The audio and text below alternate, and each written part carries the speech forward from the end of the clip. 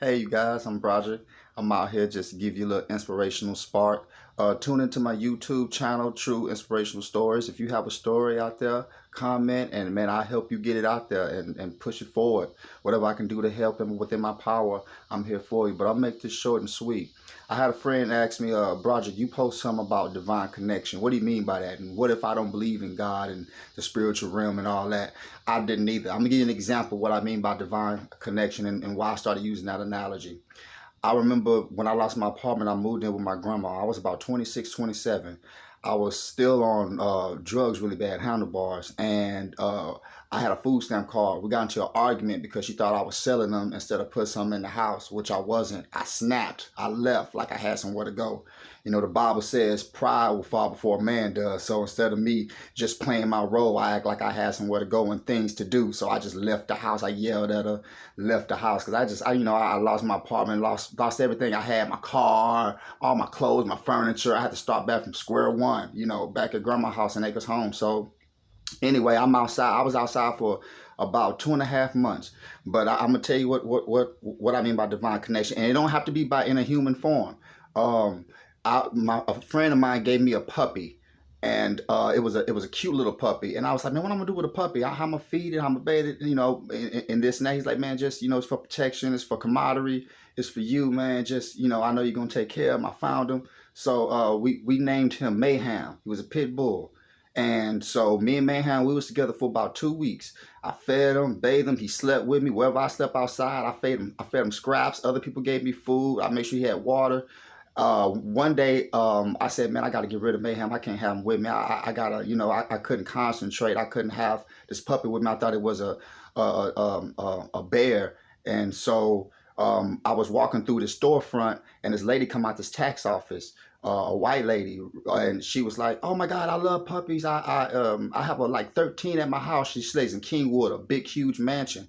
And I was like, "Well, you can have them. I'm in a tight situation. I really can't care for them like I normally could." And I started telling her about my personal affairs and my issues. She introduced me to her husband, which owned a tax office.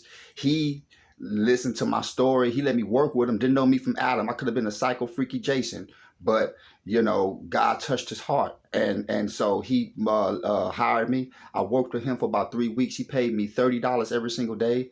I saved it. I also was doing other hustles with the money that he gave me. 2 weeks after that, I met some friends at a park that I used to buy marijuana from just to ease my mind, and they offered me a place to stay for $300 a month in a townhouse. So while I was working there, I have a goal. So I gave her the dog. I got the job. The dog got a good house, beautiful house. Me, I got a job, and I got offered to stay in a townhome with some friends of mine and paying rent.